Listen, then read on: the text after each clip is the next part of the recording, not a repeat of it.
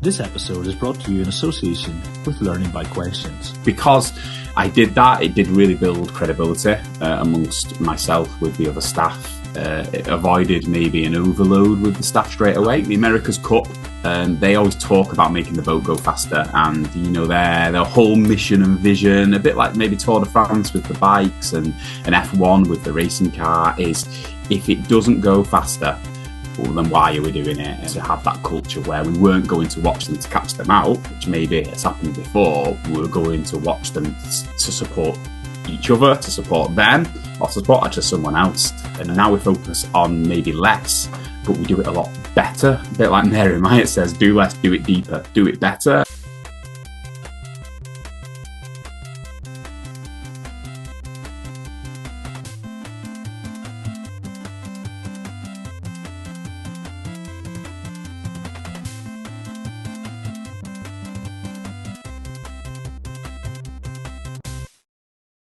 Welcome to Thinking Deeply About Primary Education, the podcast that makes time and space to think about pedagogy, teaching and learning, professional development, anything of interest to time-poor but enthusiasm-rich primary teachers. This week, I'm joined by Andy Doan, and we're going to explore his new report, A Blueprint for Headteachers. It's great to have you here today. How are you? Yeah, very well, thank you. Thank you for having me here today. Really looking forward to the session today. I'm an advocate for your podcast, so it's great to finally be on here. So thank you for having me. Sandy, you have recently written a report, School Done Smarter, fantastic wordplay, hats off for that, A Blueprint for Headteachers. And we're going to explore it in this episode today, but I thought it might make sense to begin with a little bit about who you are and how you got here today. Yes, so my name's Andy Doan. I'm a head teacher of Masefield Primary School over in Bolton, which is part of a small multi-academy trust. And I've been head there for just over 4 years. And my journey into headship was not as expected. I got a phone call on a Thursday asking whether I'd like to step in, short term on the Monday with around 3 days notice. And here I still am doing a job that I absolutely love. But aside from that, I do some work with other teachers on the NPQLT, part of the National PedTech Partnership. I'm a massive advocate for using, technology, pedagogy-first technology to really ensure that all children can thrive in an inclusive environment. And also, on the side, love reading and listening to, educational podcasts and books with a real passion around team and teamwork and culture. Fantastic. You'll have enjoyed Sam Crome's The Power of Teams book then, won't you? Oh, most certainly, yes. It's a book I've read a few times, actually, and listened to the accompanying podcast, and quite a lot of his work I've put into action, really, as part of my journey in leadership. So, yes, and some of his references, I've actually gone and read the books that he's referenced as well. Legacy, The All Blacks, is a great one. I don't know if you've been able to read that, but that's a superb book around teams. No, I have not actually, but I actually do want to, because they seem to be in a bit of a crisis at the moment in New Zealand in terms of rugby. So interesting to see what's, if they've just forgotten their core message. So we're going to explore a blueprint for head teachers. And I think the report begins not with strategy, but with a moment of discomfort and uncertainty. Why is it so important that school improvement starts with diagnosis rather than immediate action? Yeah, so the moment came really in my first week at Masefield, and it might well have been the first day, I think, where around 8 children were lined up outside my office at lunchtime. And I wondered what was going on. I invited them in to have a quick chat, and they said, "Mr. Doan, I'm here to be told off." My jaw, as you can imagine, dropped to the floor. What do you mean? Straight to me to be told off because of something at lunch? And that really was a diagnostic at the time. I didn't quite realise, and not antidotal. It revealed quite a bit from that conversation and revealed the power of pupil voice. I'm a massive advocate for pupil voice. Still to this day, I sit with the pupils every single lunchtime and still teach weekly. But it revealed that the children were bored. They didn't have clear routines and structures. And at the time, I didn't call it this, but on reflection, they really had a lack of belonging and shared expectation. And I know belonging has become more of a buzzword recently, but that's really what it was. They didn't really feel part of the school, part of the community, and part of the family. I think diagnostics, I learned early in my teaching career in the classroom the power of those. And I think technology is so great these days to support us with finding that small improvement for individual children. But now I'm in a leadership role, looking at it whole school and more strategically was a bit trickier, which is why it was a moment of discomfort and uncertainty. I could have jumped straight into finding an action, finding a fix, finding a solution. But because of some of my studies, some of my reading, and reading that first 100 days was great on my MPQH. I tried pausing and just going into listening mode and trying to find the cause, trying to be really visible around school. I think my step count in the first few weeks were the most I've ever done. And really trying to unpick what maybe the problem was with that diagnostics. And I think because I did that, it did really build credibility amongst myself with the other staff. It avoided maybe an overload with the staff straight away, and ensured that any changes were really morally and practically justified as well, and really, really purposeful, which I guess is where I move next, which is onto the why, to make sure that I knew what my why was, and every staff that was part of the team knew what our collective why was, which again brought in a bit of the Simon Sinek work, which as educators we really enjoy. So I think without that diagnostic, I think strategy becomes more maybe performative rather than purposeful on that. Did you have to resist the urge to really just make lots of changes, or had you thought about it so carefully before that actually you knew exactly what you were going to do when you get into that position? Yeah, I had to really resist. I'm a person that goes at 100 miles an hour. I can't really sit still. So, sitting in my office today doing this is a change, because I'm usually, walking around seeing what's going on. But yeah, I really, really had to do that. I'm fortunate with the MPQ studies. A lot talks about implementation, and I had to really, really just listen and just be really visible and just find out what was going on, and not just take the surface level cause, try and find the root cause and unpick. And that was a lot of pupil voice, because they always tell the truth, don't they, the kids? They're great at that.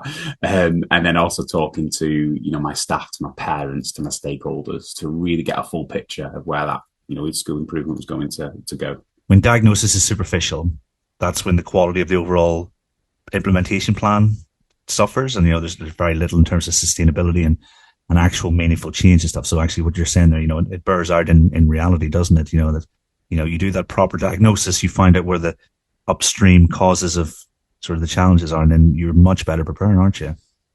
Yeah, most certainly. I think, for that sustained phase to be really impactful, you have to find the root cause, and you have to keep going back and sometimes changing and then adapting. And then also making sure that, everyone really is on board and understands the why we're doing what we're doing. I think that's become so important in the job that we do today. A central idea in the report is cultural alignment. So it's almost like that is that bringing everyone along, isn't it? Including the invitation for staff to decide whether they're, I think as you call it, on the bus, which I really enjoy, because that's the way I describe it, when kids are either on the bus with maths or off the bus. Why is that moment so pivotal to sustainable change?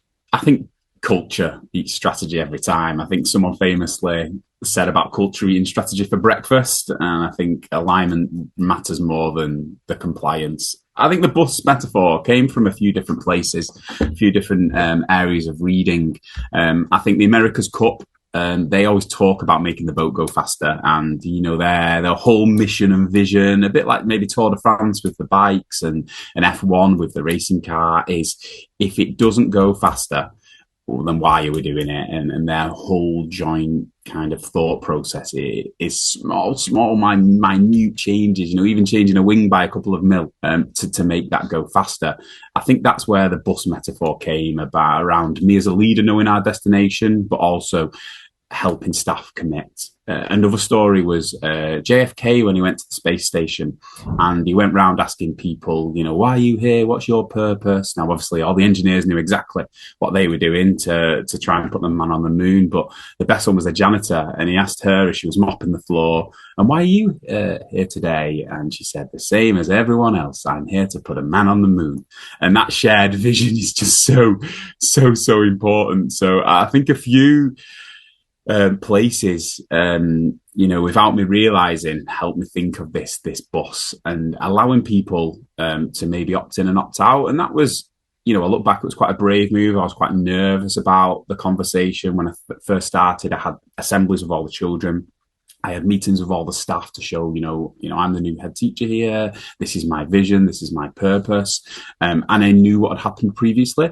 So I needed staff to know that this was the direction I was heading. This was kind of how we're going to do things. And they did have a get out of jail card in a way at first to really opt in and opt out. And I remember even with my wife and in the mirror, I practiced this, 100 times in the mirror because I wanted it to come across really clearly and not authoritarian.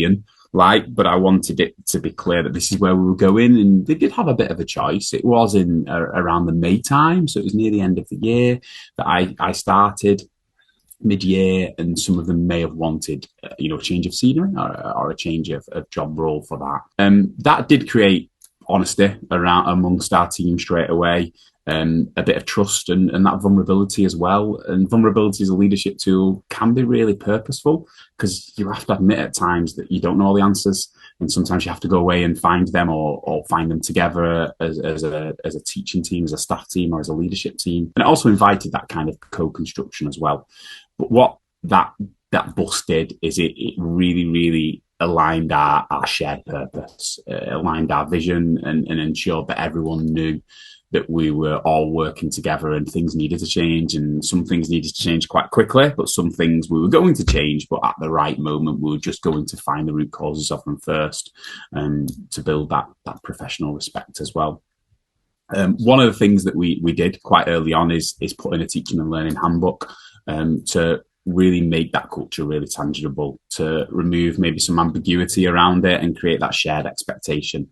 And what it did in turn is it created a culture where, because everyone knew what the expectations were, we at Masefield now, we watch each other, we can drop into lessons. I can walk around now, and if someone's teaching, I can just drop in and teach with them because everyone knew how it looks, and everyone was confident to have that culture where we weren't going to watch them to catch them out, which maybe has happened before. We were going to watch them to support each other, to support them, or to support actually someone else that was there. I made it very clear that I wanted the staff to flourish, and if they could flourish and protect them from that inconsistency, then the children would flourish as well. And also for our children, they knew what they were getting, no matter what year group they go on, no matter what teacher teaches them, because of that consistency around school.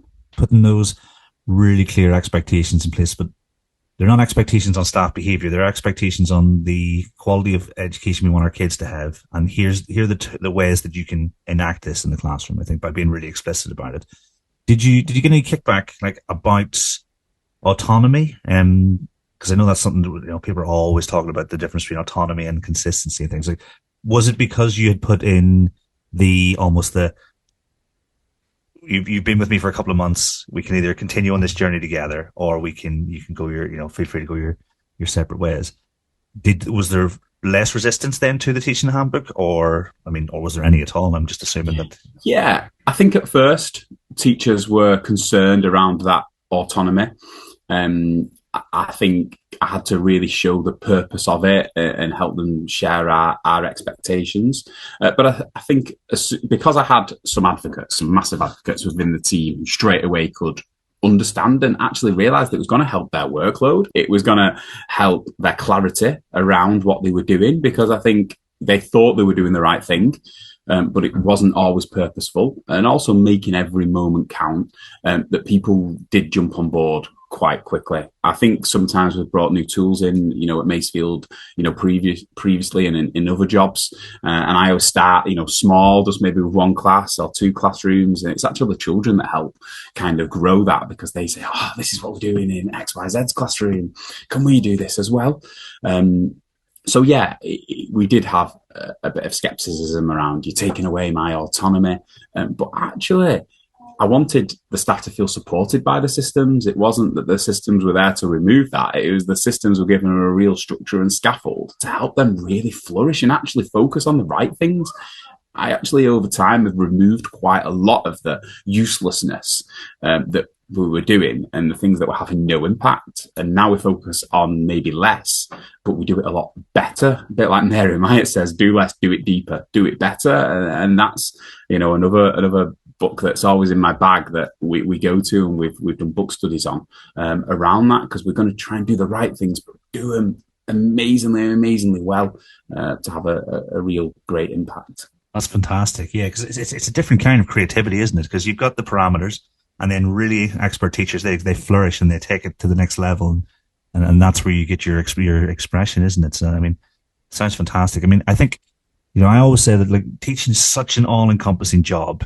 If you're not moving in the same direction as your school, I don't know why you would stick around. Because there are lots of different ways to do things in education, and I think you giving your staff the opportunity to make that decision. I think that's huge, because you're almost guaranteeing that everyone who wants to continue on that journey is going to do so in the best interest of both the school, but also their own sort of mental well-being. Because I think if you're pushing against your school, that's reasonably tough. I don't know if you've experienced that at all. Yeah, it can. I think, some teachers sadly leave the profession because they've just not found the right school. I'm fortunate enough to facilitate on the MPQLT. So some of these kind of middle leaders and aspirational leaders have these conversations within them. And, I always say to them that there is a school out there for you.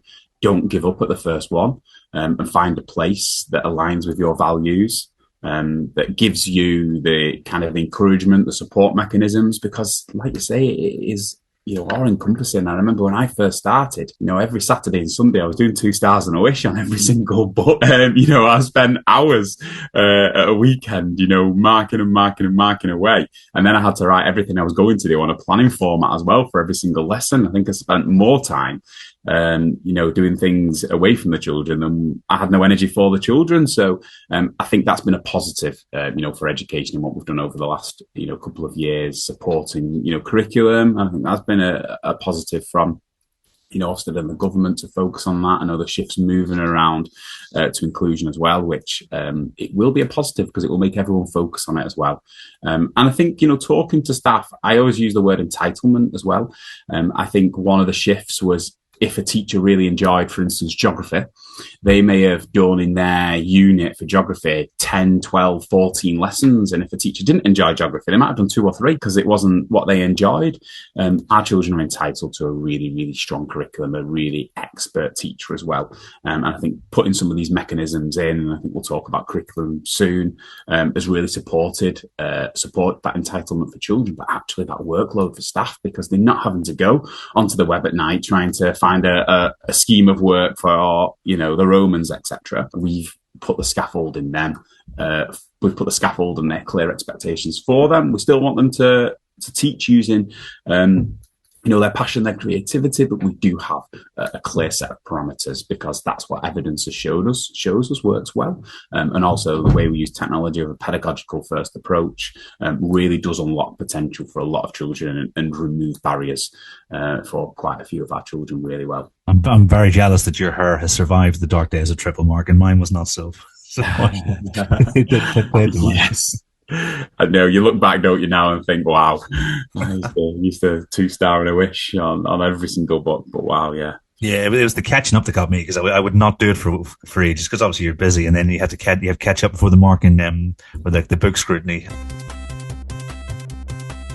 So your blueprint places huge emphasis on routines, systems, shared expectations, something that's been really clear so far from our conversation. Why is consistency framed as professional support rather than a constraint? And we may have already touched on this a little bit. Yeah, I think we can definitely, build upon it. I think consistency is often misunderstood as control. I think, here, within our situation, it does include freedom as well. I think the groundwork is there for the children, for the staff and the foundations. And staff are, like anyone, we want to know what works well, and we want to know that we're doing the right thing. And I think these, procedures, the systems, the shared expectations allow those clear routines to reduce that cognitive load for both staff and children, reduce anxiety, if staff feeling, am I doing this right? Is this the right thing to do? We've not got the anxiety of someone walking in the classroom now. I walk in every classroom every single day and pop in, and sometimes I sit down at a table and work with the children or join in at teaching. We don't have that anymore, and other staff can do that. And also wasted time. I think there's a lot of wasted time that can go on in classrooms. And I think making every minute count is a phrase I use often, or have used often previously. And I think the evidence base has really supported us to do that. I think for teachers, one of the things that they have to do within the moment is make really good decisions, the right decisions at the right moment, and that is within a lesson and within their leadership as well. And I think because of the systems we have in place, that does help teachers have maybe less decision fatigue, I could call it, and places inclusion at the heart of everything we do as well, to make sure that we can make those decisions in the moment, and our teaching assistants can do exactly the same. I think the clearer planning it is a massive. Our curriculum documents, and they are on our website, for people to look, and I've referenced them within the blueprint as well. Are all colour coordinated, for example, at first. So history's purple, the history books are purple, the knowledge organisers are purple, and they go lesson by lesson, the knowledge organisers as well. And within AI, every knowledge organiser has a storybook to link to it. And then Notebook LM has made a video and a podcast for every knowledge organiser as well. So the parents at home can watch them, listen to them, read these together to see what the children are learning. And then when we go into the curriculum, every lesson is set out lesson by lesson with the lesson objective and also the knowledge that's taught within that lesson.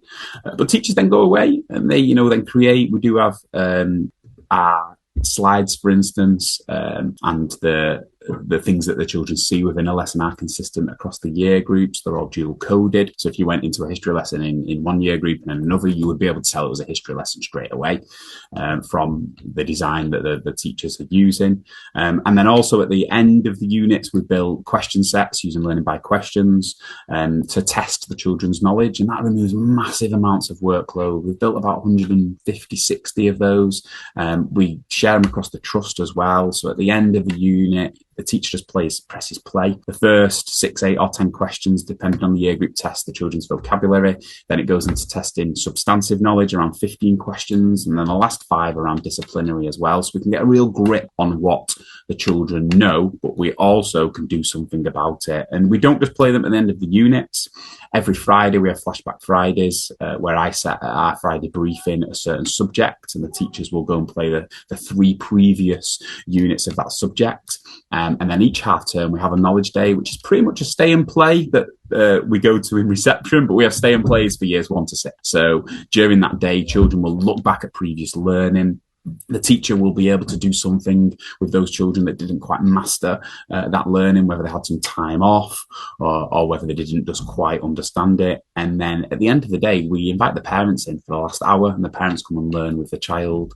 And during that time, I bring them all in the hall for the first 10 or 15 minutes, and I get to capture them around e-safety or around how children learn or around how to use the knowledge organisers on there. So, that's what helps the teachers. But for pupils, it's predictability. We've got a lot of children in our school with ASD as well. It gives them security because they know what they're seeing is consistent across the year groups. I go back to the colour coordinatedness of our curriculum. Even the displays are. So we have Hessian displays across school, but the border of the display is the same colour as the book. So you'd walk around school, and if there's a purple border, you'd know it's history because the book's purple, the knowledge organiser's purple, the curriculum's purple.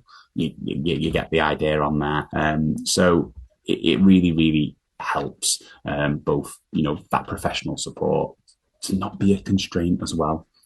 We have a little phrase, I did steal it from Sam Crumb's book, actually, in his podcast, from Co-op Bellevue. I can't remember the head's name, but we talk about it's just what we do around here. And all these things, our children say the same thing as well. It's just what we do around here because it's the right thing to do, which I think has been another culture change, here in Masefield. And then using technology as well as an engine for consistency, as I've mentioned, does give that immediate feedback. It does reduce teacher workload, but what it actually does is it helps children massively achieve and give teachers the right data they need. And I've got to say, that's why our results are so high. We've been, performing in the top, 3% for the last few years, and high 90s. I think reading was 95%, greater depth 51%, and maths 57% in the most recent SATs as well. And that's been a journey, over time, of everyone understanding our why. You can see why that's happening, because you're just casually mentioning all the features of really effective teaching and learning here, as if they were, as if everyone had those conversations. So you can see you've clearly put a lot of thought into the systems and processes you've got in place. I mean, there are two questions. The first one: are your math books yellow or are they blue? That's the big question. Everyone's going to be wondering. They are blue. Oh my goodness! I can hear people switching off. No, but because you mentioned this was a system that you have in place across the whole trust. Did it start with you guys? And what was almost like the effort exerted to put the system in place? And how easy was it to scale across the things? There's almost a couple of questions there. How easy was it to scale across the trust once it was in place embedded in your school? Yeah, so it did start with us, and I think once the other head teachers and the other schools could start seeing the impact and actually start seeing how it helped teachers, because that's what this is about. It makes all staff, not just teachers and TAs, know what is expected and know what works right for the children. We could then start moving it across. So, for instance, with the LBQ question sets, it's a click of a button, to be honest, to share that across the schools. And the teachers were rubbing their hands, because previously they were spending quite a lot of time on retrieval questions, on trying to make their own. I think more recently with AI, that's become a little bit quicker. And we have used AI to support the feedback in those question sets. So depending on their answer, the child will actually get individual feedback for each wrong answer as well. So it actually tells them why they've got it wrong and how they can improve. So that's been a massive plus, for the trust. And again, across moderation exercises as well, it's showing experts, in different fields, in different year groups, in different subjects as well. We come together as a trusting community. So, for instance, the geography subject leaders will meet, each term together across the trust, and we're able to share the good practice and actually share expertise and make everyone better, which has helped. We also, all of our staff do the MPQs, and we have weekly CPD. We have kind of staff meetings on a Monday evening. We have a PedTech session during a singing assembly on a Wednesday, and then the TAs also have their own CPD session as well on a Thursday after school. So we're able to drip feed this really purposefully through our CPD as well. And because our staff have done the MPQs, it helps them understand kind of the why, above all of this. And the evidence base around it. So the why is established, the what and the how are really clear. All the ingredients you need for success, really. The report links academic outcomes, staff well-being, and pupil experience rather than treating them separately. Why does that integrated view of impact matter, do you think? Schools sometimes measure kind of those three in silos, and I think the idea of the blueprint is really to reject this idea and try and link them all together. I guess I could go through each one. Academic outcomes, have really improved because all pupils are now getting high quality daily teaching that is consistent as well, across the year groups. I think teachers are supported through the systems that they get to do that, and the understanding behind that. And as I've spoken about, that culture around, helping each other is really, really embedded and really strong. Pupils feel that they belong and felt belong. We didn't call it that at the time, but that's what we unpicked, and I'll come on to that in a moment when we talk about the pupil experience. Behaviour is exemplary here. We link in a behaviour curriculum. I've got to thank Andrew Percival at Stanley Road. I got to visit there and take some of his magic.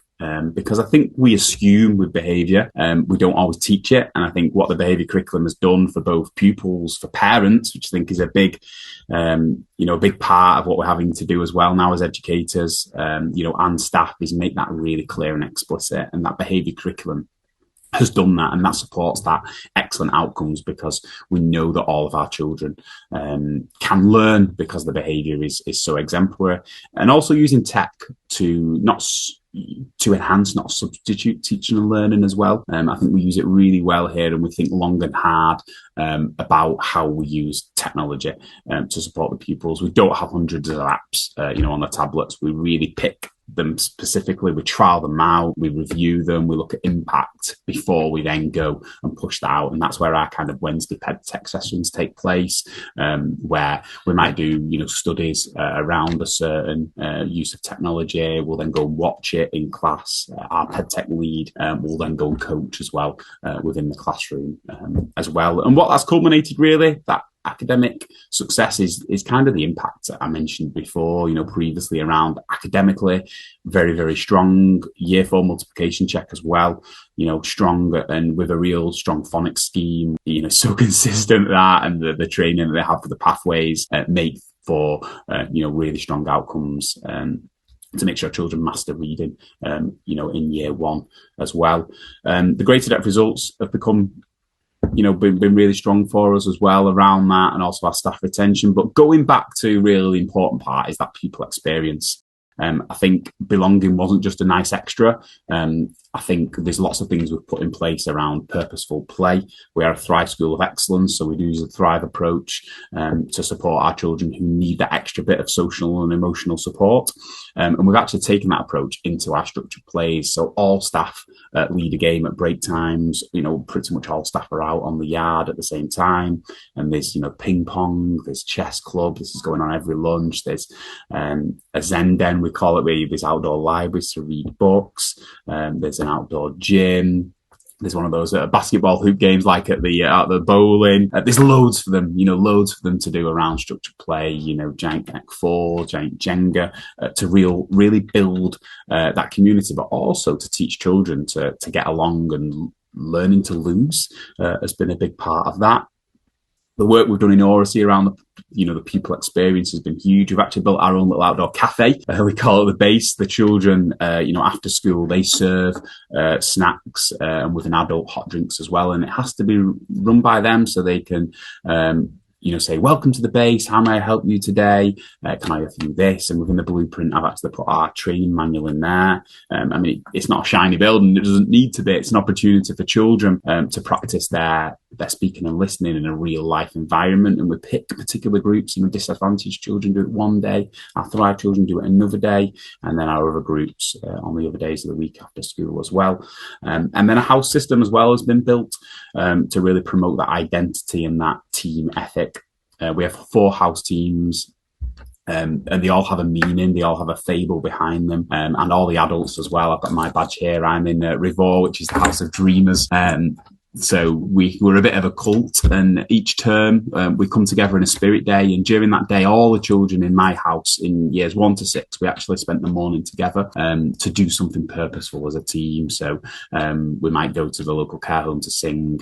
We might go and bag shop in Tesco. We might go and post cards of affirmation in the local area, but we have a meaning and a purpose behind being in this team, and we get chosen, a bit like Harry Potter. We have to spin a wheel, and we get chosen to get put into the team. It's a bit like a sorting cap on there. So that's been priorities that work together. I think that attainment and well-being can sometimes look separate, but actually they're not competing priorities.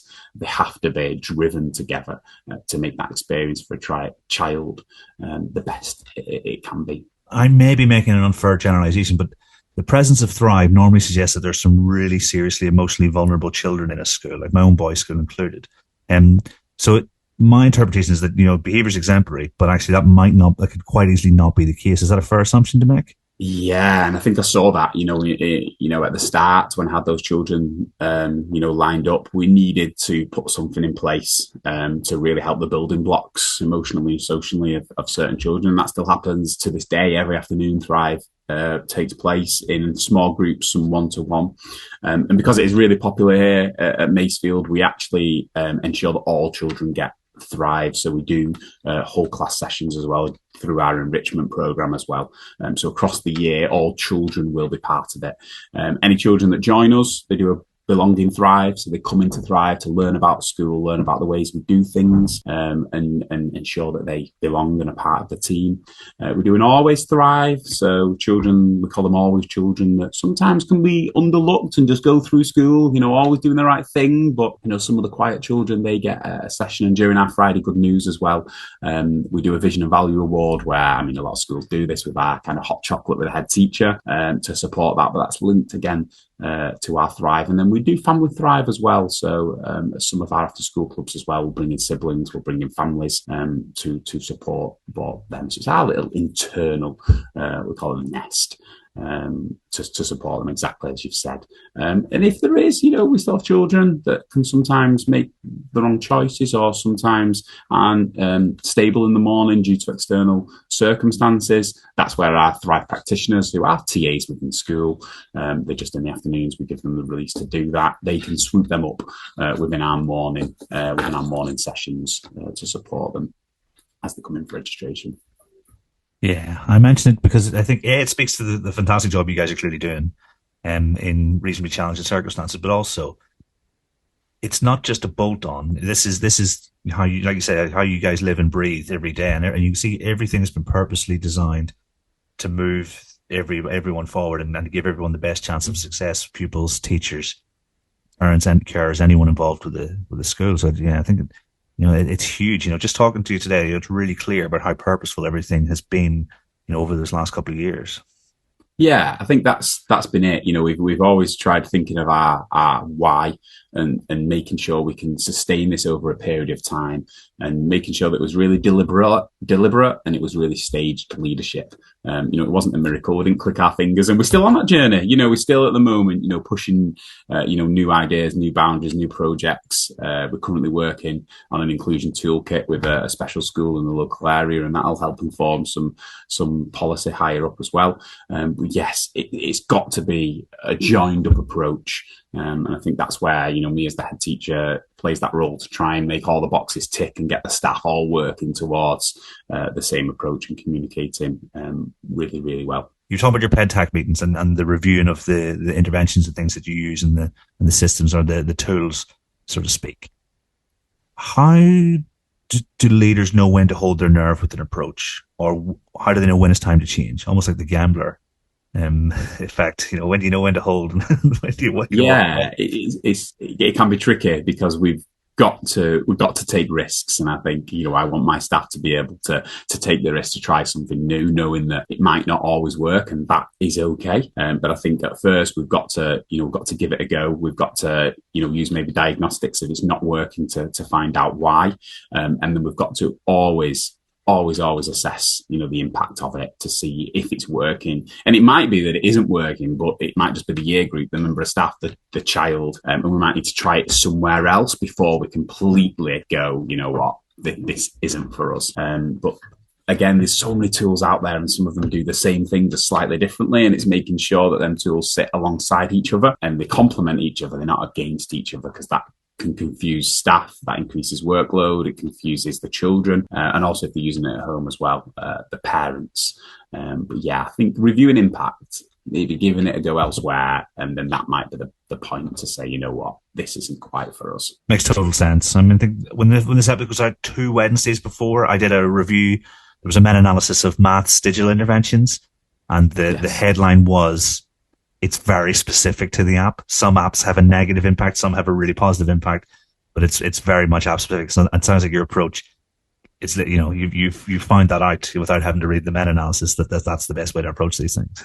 Yeah, I think that's exactly it. What works somewhere doesn't work everywhere, does it? And that's really important. It's got to be context specific, and also, it's got to enhance what you're doing. If it's replacing or not doing it and it's making more work, then there's no point. So Andy, where can people read your report? Is there anywhere they need to go to? Or, obviously I'll try and put a link into the show notes of this episode, but where are they going if they're thinking, actually, this is something I really want to engage with? Where are they going to?